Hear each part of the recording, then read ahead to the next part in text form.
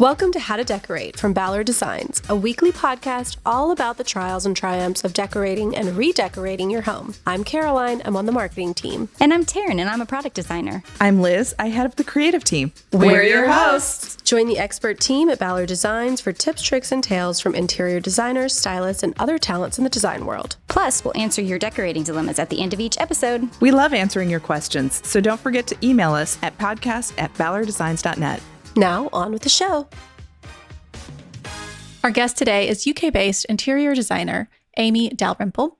Amy is the creative director and founder of Dalrymple Studio, in which she's spent the past 6 years crafting exceptional spaces for her luxury clients across the globe.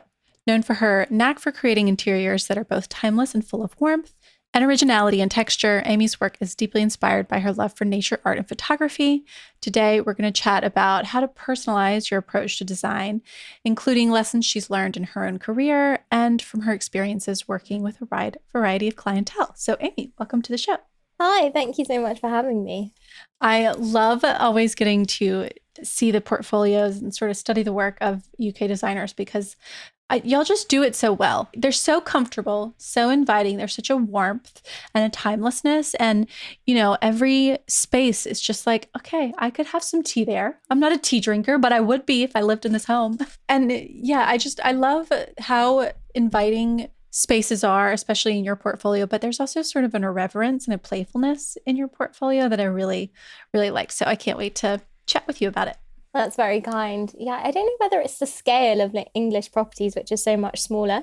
So we get to create these like super cozy cottage feels. But I'm always in awe of the like American properties and the scale and the designers because they get this height to really play with, and it's incredible to see what they can do and what you can do.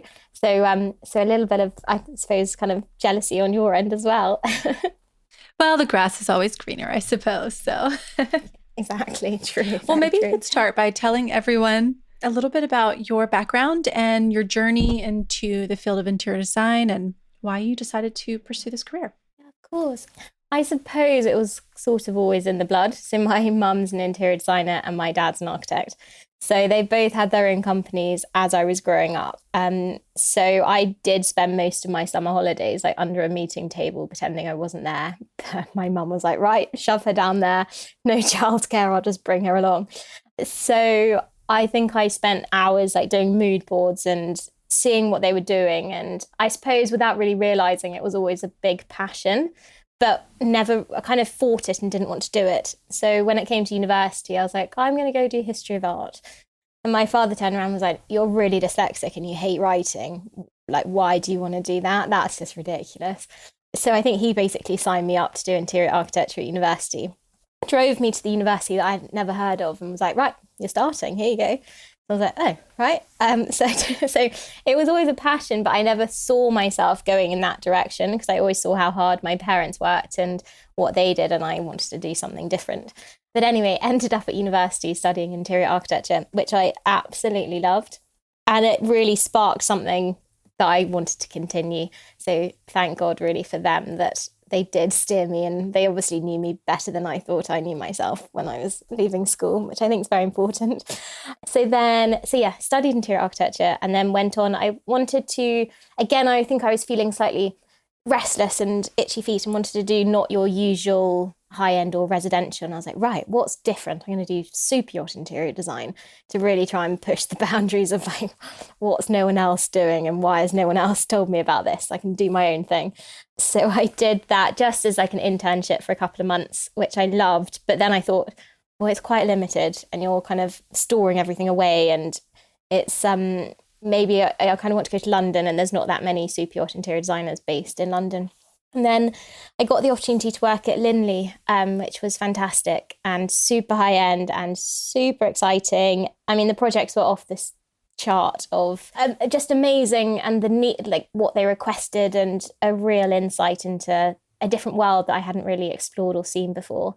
So worked with them, and then I worked for another company in London. And then about 6 years ago, he was my boyfriend at the time. We decided to set up our own design studio. We've then gone on to get married and have a baby. So it has worked and we have stayed together.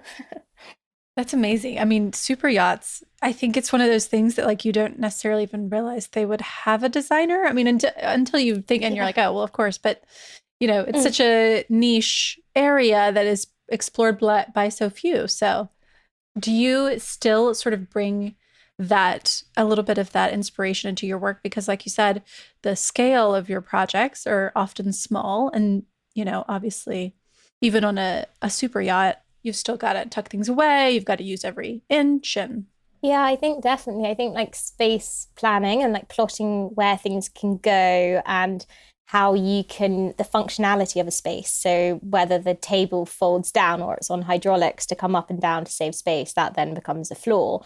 So it's just quite clever space saving techniques that is used, and like the weight and the balance. And it's amazing how much you can fit into a very small space when you need to.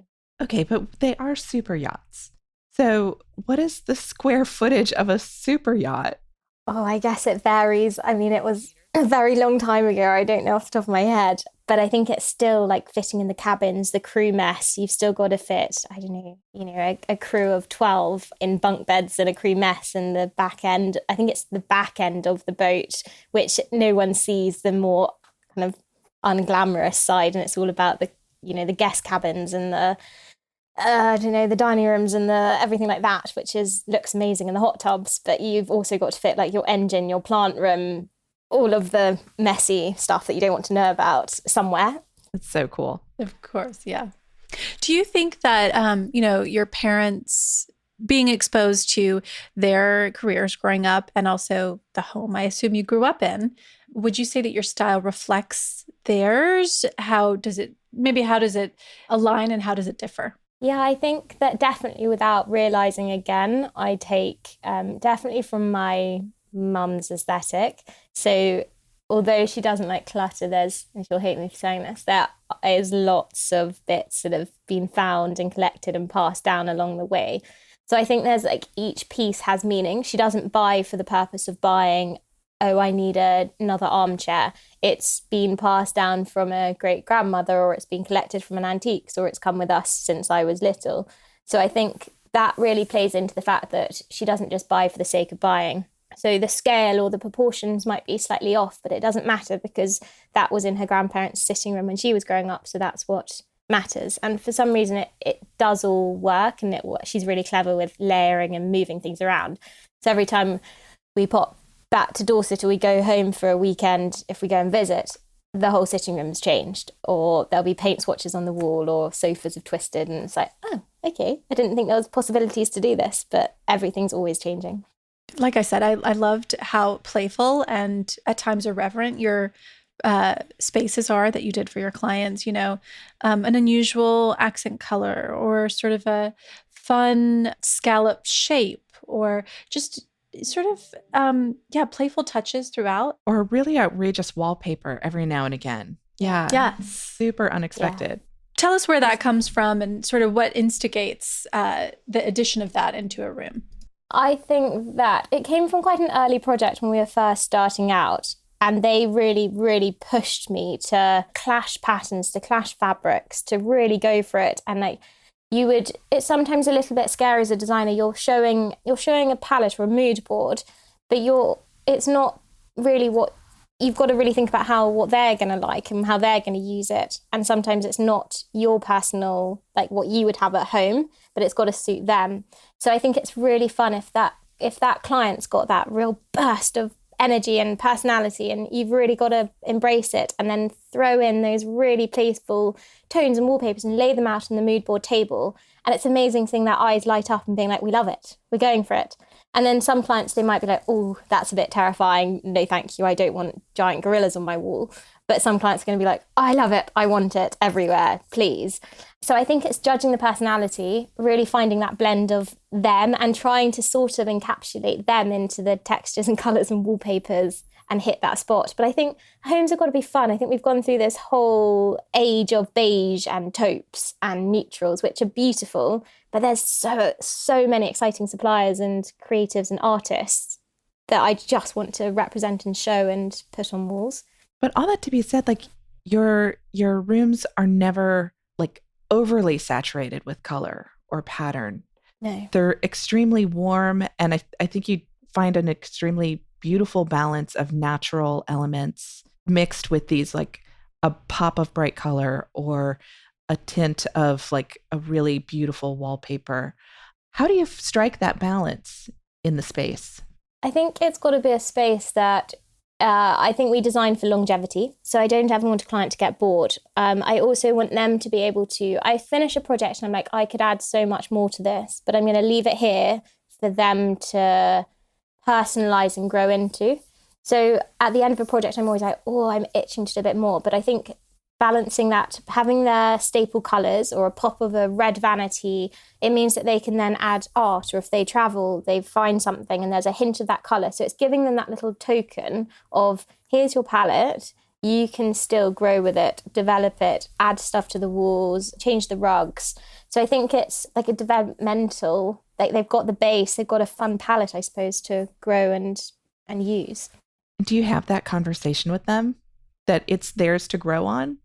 Yeah, a little bit. And they're always quite keen to not want it to be totally finished, because there's something quite exciting about being able to collect, I think. Yeah, you're giving them like the perfect foundation.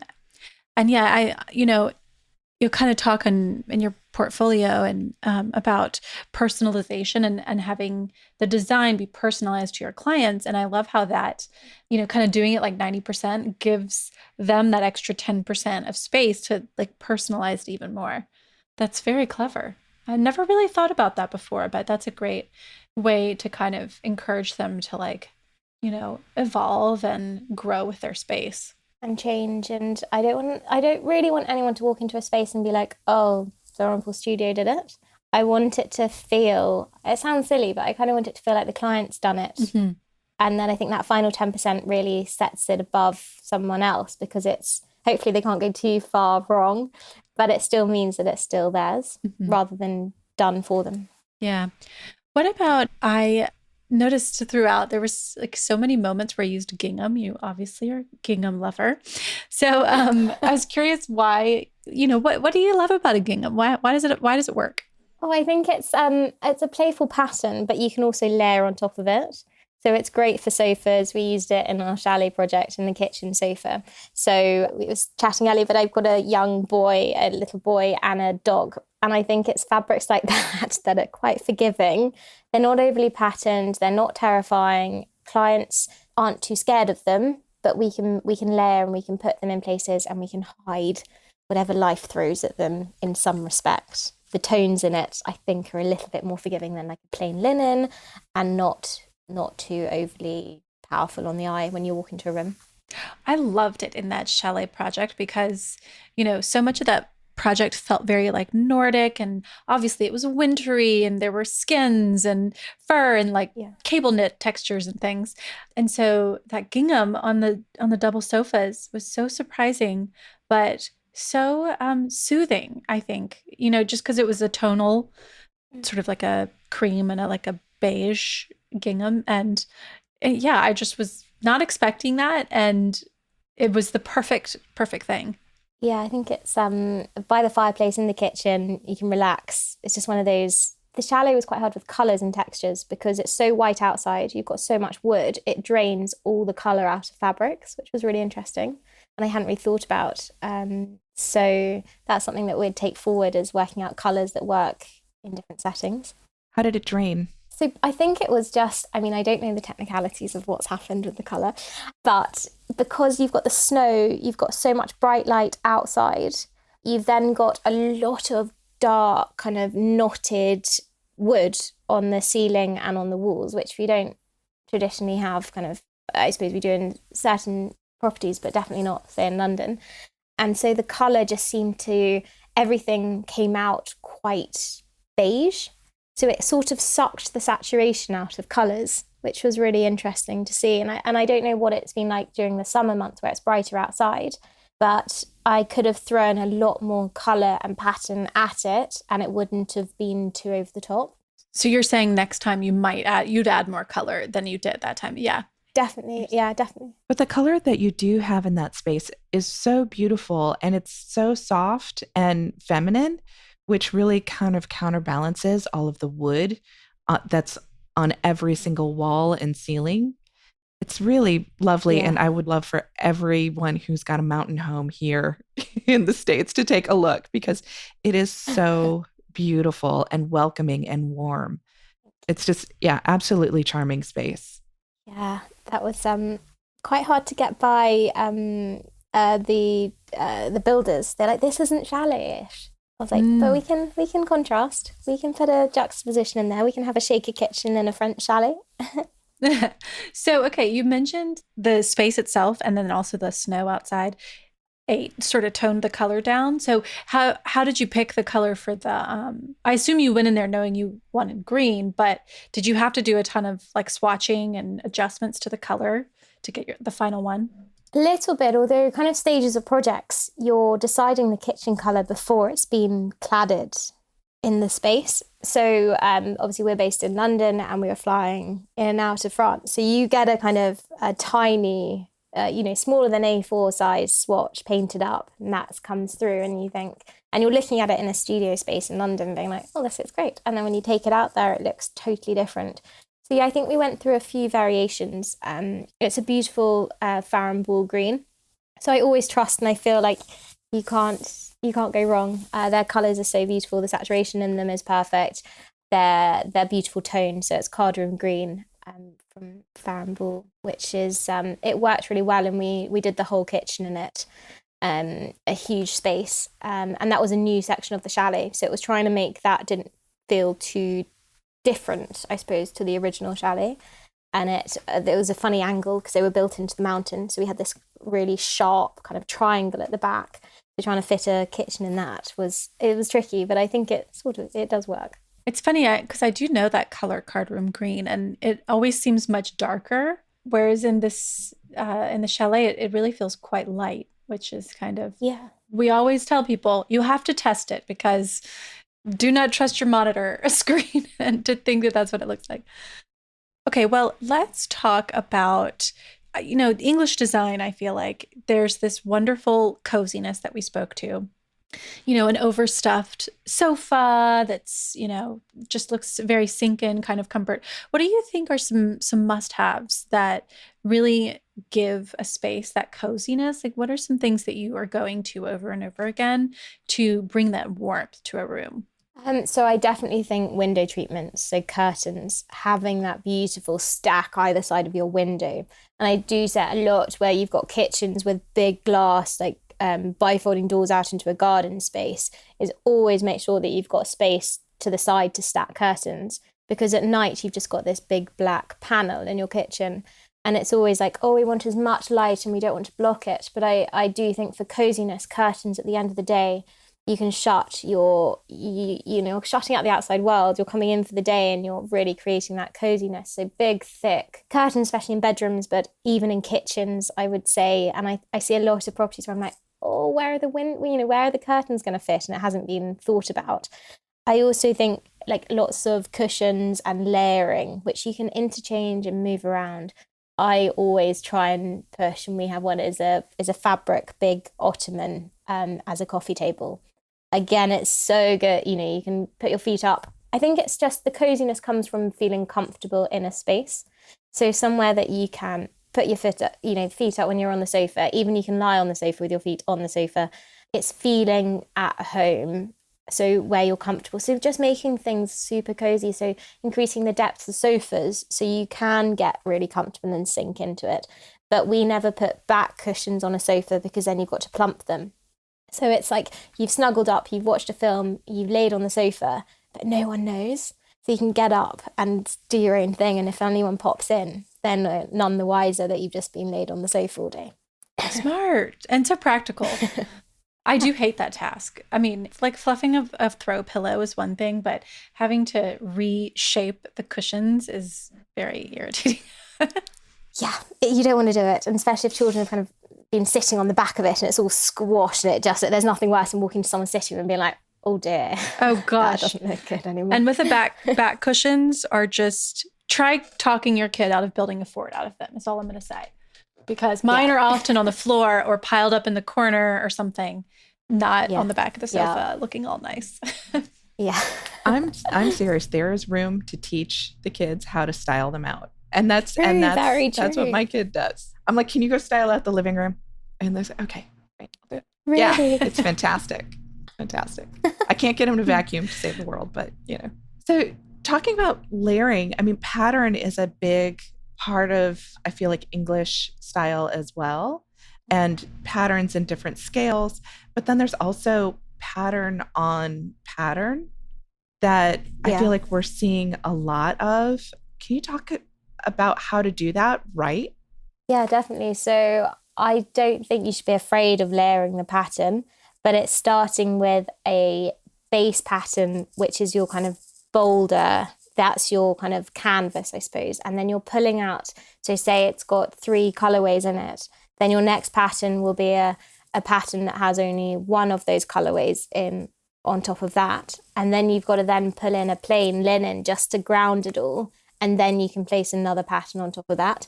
So I think the trick, I don't know whether I've got this right, but this is what we love to do, is just to always make sure it's like a painting. You can't just throw every color at it. You've then got to have a base or a tone to then pull it back down again and then grow on top of that again.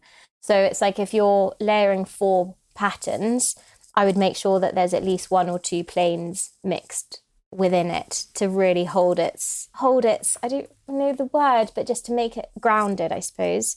And you're always using the same colors within it, so it's not too eye-watering, and playing with the scale of the pattern as well. So a pattern could be in a linen, and then one could be in a velvet, so you're not just cotton pattern, cotton pattern, cotton pattern. I think you can play with texture and planes and pattern. Yeah, I do feel like changing the texture, it helps to sort of differentiate in your mind that it's not matching, and it's like, okay, well, because they're not the exact same texture, I don't know, for some reason it just seems like you're less likely to feel like you have to match it. And so then you can kind of go a little bit more out on a limb and take a risk. Yeah, exactly. Yeah. Exactly. Well, it seems like softness is something that always is differentiating designers' work from what I think many of us, where we start when we're decorating our own space. If we haven't hired an interior designer, and you kind of look at designers' work and your own space and you're like, what is changing it? And looking at that chalet especially, there's so many soft goods throughout it. And I think that softness is really kind of giving the femininity to all that wood and all that sort of masculine background. So, you mentioned like the overstuffed cushions and the window treatments. And I think that just like going through, and I think looking at your work in particular, it's so easy to see how those soft goods really add the coziness that we're all after. Yeah, definitely, definitely. It's just making sure that you can sign off on all those cushions when they're like, do we need to spend this amount of money on cushions? And you're like, definitely, definitely need it. Where do you typically go to for inspiration? Are there certain mediums or sources, people you look to when you need like a little spark? I am guilty at spending quite a lot of time on kind of Pinterest and Instagram, which I hate to say because I'm like, I want ours to be organic and use imagination. But it's now, I suppose, looking at how it used to be done. My mum used to have stacks of magazines that she'd cut out and put in plastic binders, or like cut out and stick on boards. So it hasn't really changed. We've just gone online for our inspiration. So I would say, yeah, just a variety of designers. And it's so amazing now that you can just click on something and it takes you through to something else that takes you through to something else. You've got this whole imagination kind of forming around you. Yeah, guilty for spending quite a lot of time, but I put it down to working. Definitely considered research. I would agree. I think so. Yeah. I think so. One thing that I've noticed coming out of especially England, and again, I just love English interiors. I don't know why, but I feel like y'all have such a unique point of view. But I've just noticed so many primary colors, and throughout your work as well, pops of red, pops of like really, sort of that like elementary school yellow and blues. And I'm wondering what's to that. Is it a nostalgia thing? Why is that color appealing to you? And what is the thing that the room needs where you're using it? Yeah, I'm recognizing it everywhere. I think it's been tones that people have thought are either childish or there's been aspects of it feeling maybe cheap. But I think if you can add it into your interior but make it work, there's something really special and bold. And I have to say, I think that those colors really stand out on an Instagram feed when you're flicking through it. So I think a lot of it's jumping out at us because we're like, that's cool, that's different. Haven't seen, that's not what I'm used to or recognize seeing. So I think it's that kind of Matisse, the kind of shapes and the cutout and the child's like forms and colors, which are really playful at the moment, but working and looking sophisticated.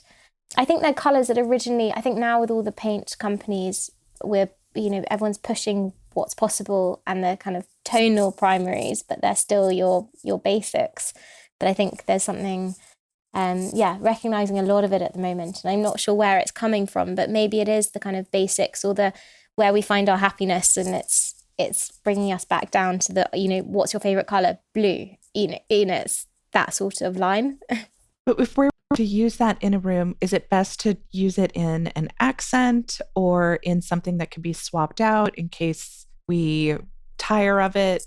Is there any tiring of primary colors? I mean, I don't know. I don't think there is. I think you can layer on top of them. There's an incredible British designer called Sophie Ashby, and she has, she's recognised, at home, I think she's got a bright yellow sofa, and then she layers on top of it with all her textures, and it works. And I think there's a real happiness in it. I think the years gone by have been a bit doom and gloom, especially here. And I think to see a bright yellow sofa is really exciting and makes you quite happy. I think those primary colours make you happy, is the simple answer. But I don't think you can be afraid of using it as your sofa, which you're not going to swap for years, but you can put a throw over it, or you can change up your scatter cushions. So I don't think people are shying away from using it throughout. Yeah, I think you're really onto something. I think people are really looking for a lot of joy in their homes, and color is an easy way to do it. Definitely, yeah, and it's fun. It's just, let's have some fun with it. Okay, let me ask you a question. And when I think of the 80s, I often think of primary colors. I don't know why that is, but I feel like all of my clothes when I was a kid were like red, yellow, and blue. Yeah. And maybe that's just me, but I always think of the 80s when I think of primary colors, I think of the 80s. So I wonder if like the 80s coming back? I don't know. Maybe. Is it just me? No, I think that's a really good point. I think it is. I think it's I think fashion at the moment is all 90s. I'm noticing a lot of the really low jeans, tummies out. I was like, I was wearing that when I was about 6. I didn't look half as good as these girls walking around now wearing this. But it's all, everyone always says it always repeats itself and it always comes back round. So I think it is. Liz is like, I was much more grown up in the 80s and that's not what it was like. She's giving us a look like, no, that was middle school. So yeah. It was more pastels and neons. Mm-hmm. Yeah. I don't know. Maybe it was just kids' clothes or something. I feel like all of I think little kids' clothes, yeah. It was definitely not as sophisticated as it is today for kids' clothes. You mentioned on your website, and I thought this was so interesting, that you don't see your design studio as having a house style. And I was wondering if you could explain what you mean by that. I think it's because you look at a lot of other designers and you can tell that it's their project, which is fantastic. And I love them. And I think that that's really incredible. But I want each of our projects to feel really linked to the client that we're designing it around. So I don't want people to be scared that if they come to us to help them design, I'm going to sit there and say, you have to have a blue sofa, red dining chairs, and a marble table, because that's what we do and that's our style and we know that works. And it does look beautiful and it looks great. But I want there to be a little bit more, design development around them. It's their home. It's not mine and it's not for my portfolio. At the end of the day, it's their home to live in. It's their money they're spending. We all know how stressful it is as a project to do. I want them to really enjoy it and to really feel like it's their bones behind it. So I think, I've fallen into looking at, I love, PFA and designer, fabric designers like that, which we use a lot of. But I try and keep no project the same, and we try and use everything different. So we're not repeating, we're not using the same fabrics or the same designs. I just think it's important that we don't get stuck rut. We can develop with what's happening, and we can develop and grow around each client. Well, I think you definitely infuse a lot of love and comfort and joy in the homes that you do design. Thank you. I hope so. And we've got lots coming to our website soon. We're kind of locked down until editorials have used them. So I can't wait to share more. But I hope that it really represents the client and not so much us. I don't want to use it as a sales platform to represent us. It's their home. Mm-hmm. Can you share some examples of, something like a unique personality trait maybe from a client or an interest of theirs, and how you turned that into something, tangible or something in the home specifically? Yeah, so we've got a client so he's in the music industry, for example. So there's, his studio is very much designed around him and how they've used it. But equally, we've designed a totally bespoke wallpaper for the property that has traits of, so it's got their 2 cats in it, but it's all hidden within it. It's their personality. It's little things like there's little touches of a butterfly that means something to them and something else that means something to them. So it's this whole kind of world of wallpaper that's totally, they've designed it, and each little thing, each little bird, each little butterfly, each little flower, each little cat means something to them, but no one else knows it. So if you walked into the room, you'd just be like, oh, that's a really cool wallpaper. But it's totally them. Very cool. And so did you have an artist create it, or is it a wallpaper? Is there a wallpaper artist? Yeah, no, there is. So there's a fantastic supplier he's called Adam Ellis, and he does a lot of the wallpapers for the Ivies. And so everything you can create. I think they have their house style, but you can also create within that what you want. He does more for commercial, so this was quite a rare kind of private residential thing, but really special. Very cool. Liz, do you have any questions? I would love to get into our design dilemma. Design dilemma? Okay.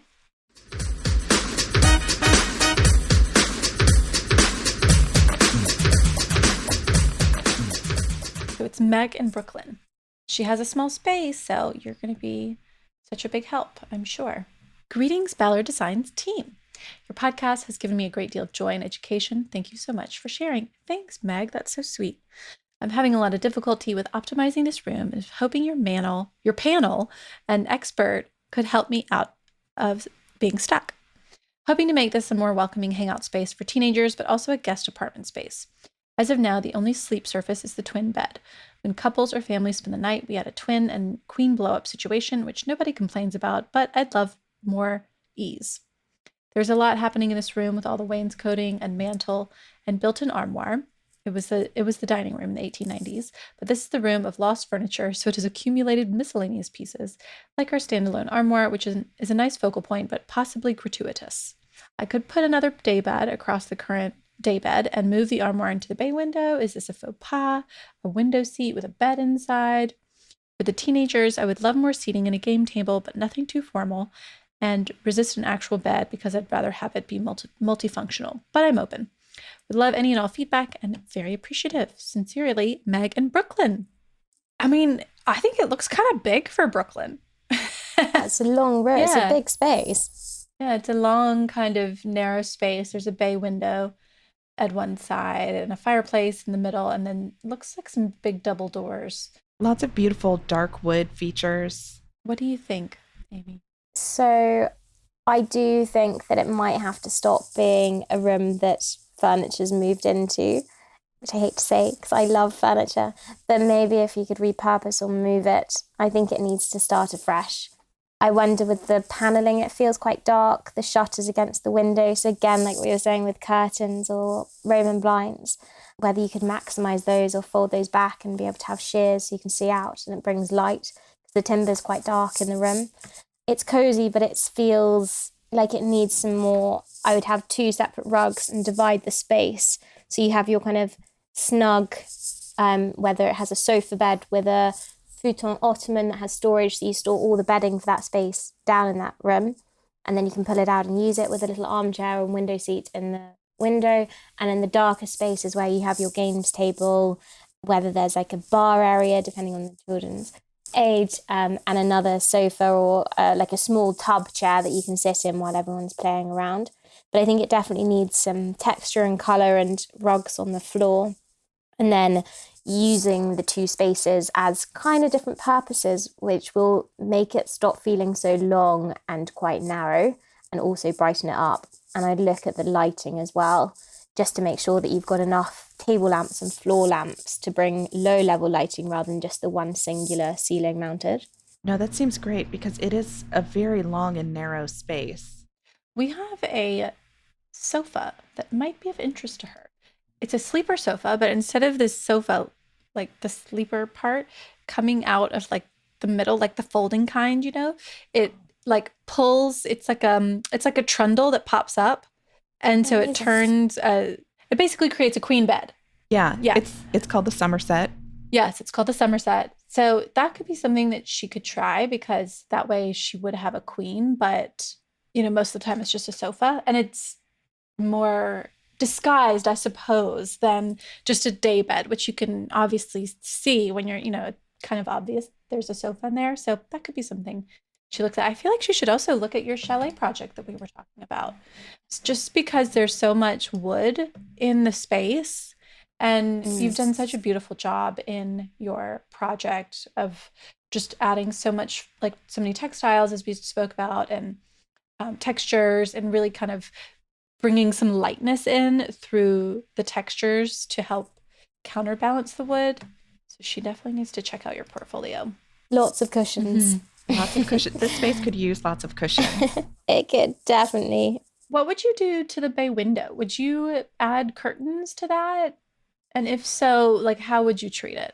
I'd do a curved curtain pole with curtains, see whether you could take off the top shutters. So if privacy is an issue, if it's on the street, you have your low level shutters so people can't peer in, but you're maximizing the light where people can't see in. So I would take off the top level shutters, put window treatment, and put a window seat, because it just gives you that extra cozy and storage that you can put extra games or extra books, anything like that can be tucked into that window. So you feel like there should be a living room like around the bay window or in front of the mantle, and then the card room or like the games table back by that sort of built-in bar? Is that, or do you think two areas instead of three? She kind of has it divided into like 3 spaces now.